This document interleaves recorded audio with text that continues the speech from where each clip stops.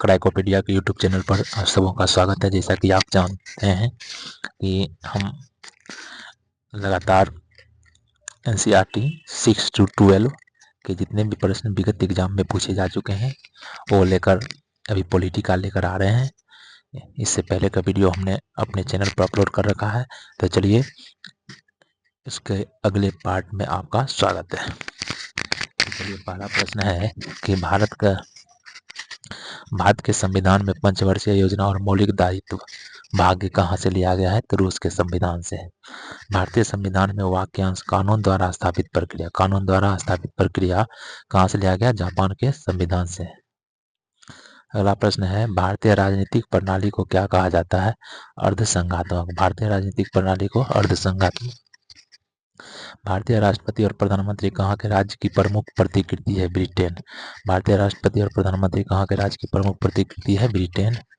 भारत में संघ राज्य संबंध में समानता पाई जाती है? कनाडा के संविधान और भारत सरकार अधिनियम 1935 में। भारत में संघ राज्य संबंध में समानता पाई जाती है? कनाडा के संविधान और भारत सरकार अधिनियम 1935 में। भारतीय संविधान में द्विसदन प्रणाली की विशेषता कहाँ के संविधान से ली गई है? द्विसदन ब्रिटेन के संविधान से। राज्य के नीति निर्देशक सिद्धांतों का स्रोत है? भारत सरकार अधिनियम 1935 से लिया गया है। निर्दोषों का साधन। भारतीय संविधान में शासन के मंत्रिमंडलीय स्वरूप को कहाँ से लिया गया है? यूनाइटेड किंगडम से। भारतीय संविधान में संशोधन का प्रस्ताव किस देश के संविधान से लिया गया है? दक्षिण अफ्रीका से। दक्षिण अफ्रीका से लिया गया है। भारतीय संविधान में समवर्ती सूची की अवधारणा किस देश से ली गई? ऑस्ट्रेलिया से। भारतीय संविधान में स्वतंत्रता का सिद्धांत किस देश से लिया गया? स्वतंत्रता का फ्रांस से। स्वतंत्रता भाईचारा का कहाँ से? फ्रांस से। गणतंत्र का फ्रांस से। भारतीय संविधान का कौन सा उपबंध कनाडा के संविधान से लिया गया है? तो उच्चतम न्यायालय का परामर्श दात्री क्षेत्राधिकार। उच्चतम न्यायालय का परामर्शदायी क्षेत्राधिकार जो अनुच्छेद 143 में वर्णित है, यह किस देश के संविधान से लिया गया है? कनाडा के संविधान से। भारत ने एकल नागरिकता की अवधारणा किस देश से लिया है? ब्रिटेन से, इंग्लैंड से। भारतीय संविधान के संसदीय विशेषाधिकार कहाँ से लिया गया? संसदीय विशेषाधिकार ब्रिटेन से। भारतीय संविधान के अनुच्छेद 14 में कानून के समान संरक्षण कहाँ से लिया गया है? अमेरिकी संविधान से। कानून के समान संरक्षण अमेरिकी संविधान से। तो चलिए, मिलाने वाला है। राज्य के नीति निर्देशक तत्व कहाँ से लिया गया है? तो आयरलैंड के संविधान से। राज्य के नीति निर्देशक आयरलैंड से। आपात उपबंध कहाँ से लिया गया? आपात उपबंध कहाँ से लिया गया? तो जर्मनी के संविधान से। आपात उपबंध में मौलिक अधिकार का निलंबन हो जाता है। यह कहाँ से लिया गया है? जर्मनी के बीमर संविधान से। वित्तीय आपात कहाँ से लिया गया है? तो वित्तीय आपात संयुक्त राज्य अमेरिका से। और संसदीय व्यवस्था कहाँ से लिया गया है? ब्रिटेन से। तो चलिए, राष्ट्रीय प्रतीक हम लोग देख लेते हैं। हमारे राष्ट्रीय गीत का अनुवाद किसने किया? अरविंद घोष ने। राष्ट्रीय गीत कौन सा है? वंदे मातरम। राष्ट्रीय ध्वज आयताकार है, इसकी लंबाई और चौड़ाई का अनुपात कैसा है? 3:2। हमारे राष्ट्रीय चिन्ह के नीचे आदर्श वाक्य क्या लिखा हुआ है? सत्यमेव जयते। भारतीय तिरंगा ध्वज में अशोक चक्र का रंग कैसा है? अशोक चक्र गहरा नीला। वर्ष 1950 में किस फल को राष्ट्रीय फल के रूप में अपनाया गया था? आम को राष्ट्रीय फल के रूप में। भारत का राष्ट्र चिन्ह कहाँ से लिया गया है? सारनाथ स्थित अशोक स्तंभ से। संविधान सभा ने किस दिन भारत के राष्ट्रीय ध्वज को अपनाया था? किस तिथि को? 22 जुलाई 1947 को। सत्यमेव जयते उद्धरण भारत के राष्ट्रीय प्रतीक पर देवनागरी लिपि में अंकित है। यह उद्धरण कहाँ से लिया गया? सत्यमेव जयते मुंडको उपनिषद से। भारत का राष्ट्रीय वृक्ष कौन सा है? बरगद। जनगण मन को संविधान सभा द्वारा आधिकारिक रूप से भारत के राष्ट्रगान के रूप में कब स्वीकार किया गया? 24 जनवरी 1950 को। भारतीय ध्वज के डिजाइन का श्रेय किसे दिया जाता है? पिंगली वेंकैया को। विशाल गिलहरी किस राज्य की राजकीय पशु है? विशाल गिलहरी महाराष्ट्र की राजकीय पशु है। विशाल गिलहरी। अंडमान निकोबार द्वीप की राजकीय पक्षी कौन सा है? Would pigeon. अंडमान निकोबार का राजकीय पशु क्या है? राजकीय पक्षी वुड पिजन। भारतीय ध्वज कोड प्रभावी कब हुआ? भारतीय ध्वज संहिता कब प्रभावी हुआ? 2002 में। भारतीय ध्वज संहिता 2002 है। कार्यकारी निर्देशों का संकलन, कार्यकारी निर्देशों का एक संकलन। फ्लैग कोड ऑफ इंडिया 2002 के अनुसार भारतीय ध्वज की स्थिति डैश होनी चाहिए जब वह एक सीधी रेखा में अन्य देशों के झंडे के साथ प्रदर्शित हो तो दाएं छोर पर। किस छोर पर होना चाहिए? दाएं छोर पर। देखिए ये सभी प्रश्न पूछे जा चुके हैं, लग रहा है आपको यह प्रश्न पूछा नहीं गया, देख लीजिए ये एनटीपीसी 2021 में पूछा जा चुका है। भारतीय राष्ट्रीय ध्वज में अशोक चक्र क्या दर्शाता है? धर्म के नियत का चक्र, धर्म के नियत का चक्र। कर्नाटक का राज्य फूल क्या है? कर्नाटक का राज्य फूल है कमल। झारखंड का क्या है? पलाश, झारखंड का राज्य फूल पलाश। नागालैंड का राज्य फूल क्या है? बुडुंस का फूल, बुडुंस का फूल। आंध्र प्रदेश का राज्य पशु काला हिरण, आंध्र प्रदेश का काला हिरण। भारत का राष्ट्रीय जलीय जीव है गंगा नदी की डॉल्फिन मछली। भारत का राष्ट्रीय प्रतीक किस सम्राट द्वारा निर्मित सिंह कैपिटल का एक प्रतिरूप है? अशोक। भारत का राष्ट्रीय गीत लिखा था किसने? बंकिम चंद्र चटर्जी ने। भारत का राष्ट्रीय खेल किसे माना जाता है? तो फील्ड हॉकी को। भारत के राष्ट्रगान के रचयिता कौन है? रविंद्रनाथ टैगोर। वृषभ चक्र और अश्वयुक्त सारनाथ का सिंह चतुर्मुख स्तंभ शीर्ष राष्ट्रीय प्रतीक के रूप में भारत सरकार द्वारा कब अंगीकृत किया गया? 26 जनवरी 1950 को। वृषभ चक्र और अश्वयुक्त सारनाथ का सिंह चतुर्मुख स्तंभ शीर्ष कब अपनाया गया? 26 जनवरी 1950 को। संविधान सभा ने राष्ट्रीय गीत को कब अपनाया? 24 जनवरी 1950 को। राष्ट्रीय गीत 24 जनवरी 1950 को। किस राज्य का राजकीय पशु लाल झंडा है? किस राज्य का राजकीय पशु लाल झंडा है? तो सिक्किम का। राजस्थान का राज्य पक्षी कौन सा है? सोन चिड़िया। राजस्थान का राज्य पशु है सोन चिड़िया। चंदन राजकीय वृक्ष है किस राज्य का? कर्नाटक का। भारत के राष्ट्रीय ध्वज के सफेद भाग के केंद्र में एक गहरे नीले रंग का अशोक चक्र सुसज्जित है। इस चक्र में कितनी तिल्ली है? 24। राष्ट्रगान को हिंदी संस्करण में कब अपनाया गया? 24 जनवरी 1950 को। भारत का राष्ट्रीय गीत किस उपन्यास में परिलक्षित होता है? तो आनंद मठ। ब्लू जे या इंडियन रोलर नीलकंठ पक्षी कितने राज्यों का राजकीय पक्षी है? तो 3 राज्यों का राजकीय पक्षी है नीलकंठ। भारत के संविधान की प्रस्तावना को क्या कहा जाता है? तो आमुख। भारत की प्रस्तावना को आमुख कहा जाता है। तो नया चैप्टर आ गया था संविधान की प्रस्तावना, उद्देशिका, विषय वस्तु और महत्व। भारत के संविधान की प्रस्तावना को कहा जाता है आमुख। भारतीय संविधान की प्रस्तावना का मूल उद्देश्य क्या किसको सुरक्षित करना है? तो व्यक्ति की गरिमा, राष्ट्र की एकता और अखंडता को। व्यक्ति की गरिमा, राष्ट्र की एकता और अखंडता को। भारतीय संविधान अपने नागरिकों को डैश की समानता का वचन देता है? हैसियत और अवसर। इस हैसियत और अवसर की। संविधान की आत्मा के रूप में जाना जाता है प्रस्तावना को।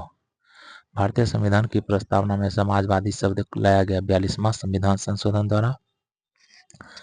डैश के अनुसार संसद ने संविधान में संशोधन 42वां संविधानिक संशोधन किया और संविधान की उद्देशिका में पंथ निरपेक्ष, समाजवादी और अखंडता को शामिल किया। अनुच्छेद 368 में संशोधन करके 42वें अनुच्छेद 368 के अनुसार 42वें संविधान संशोधन अधिनियम के द्वारा भारत के संविधान की उद्देशिका में जोड़ा गया था धर्मनिरपेक्ष शब्द को।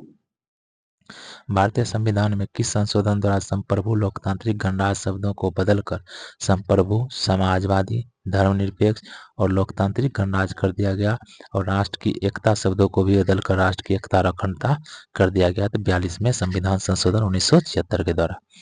एक संक्षिप्त परिचयात्मक वक्तव्य संविधान के मार्गदर्शक उद्देश्य, सिद्धांतों और दर्शन को निर्धारित करती है, कहलाता है प्रस्तावना। 1973 में केशवानंद भारती केस में इस सवाल को उठाया गया था कि प्रस्तावना को संशोधित किया जा सकता है। प्रस्तावना में संशोधन किया जा सकता है किसके बाद में उठाया गया था? केशवानंद भारती बाद में। इसी में मूल ढांचे के सिद्धांत को दिया गया था। भारत को एक धर्मनिरपेक्ष राज्य के रूप में वर्णित किया गया है संविधान की प्रस्तावना के अंतर्गत। संविधान की प्रस्तावना के अंतर्गत संविधान के निर्माताओं की सोच भारत के संविधान के किस हिस्से में परिलक्षित होती है? प्रस्तावना में। संविधान का वह भाग जो इसके निर्माताओं की भावनाओं और आदर्शों को दर्शाता है प्रस्तावना। भारत के संविधान की प्रस्तावना में प्रयुक्त शब्द गणतंत्र सूचित करता है कि देश का प्रधान निर्वाचित प्रतिनिधि है। एक धर्मनिरपेक्ष देश है भारत। कौन सा देश है? धर्मनिरपेक्ष। एक व्यक्तिगत व्यवस्थित सामाजिक संरचना का संकेत बिंदु है उद्देश्यों एवं विचारों में समानता।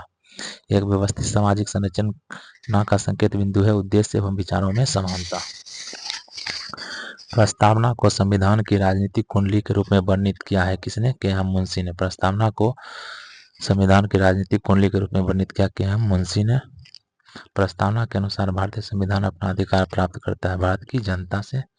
वह अंग्रेजी राजनीतिक वैज्ञानिक जिसने उद्देशिका को भारतीय संविधान की कुंजी कहा था। उद्देशिका को भारतीय संविधान की कुंजी किसने कहा था? सर अर्नेस्ट बाकर ने। भारतीय संविधान की उद्देशिका में एक व्यक्त किए गए न्याय, सामाजिक, आर्थिक और राजनीतिक को का आदर्श कहाँ से लिया गया? रूसी क्रांति से। केशवानंद भारती बनाम केरल राज्य के मामले में भारत के संविधान का हिस्सा माना गया था। उद्देशिका को हिस्सा माना गया था। भारतीय संविधान की प्रस्तावना में डैश मुख्य शब्द का उल्लेख भारत के सभी लोगों के बीच सामान्य भाईचारे की भावना को प्राप्त करने के उद्देश्य समान भाईचारे की भावना के उद्देश्य के लिए बंधुता शब्द का प्रयोग किया गया है। भारतीय संविधान की प्रस्तावना में प्रयुक्त वह शब्द जिसका अर्थ है विशेषाधिकार का अभाव।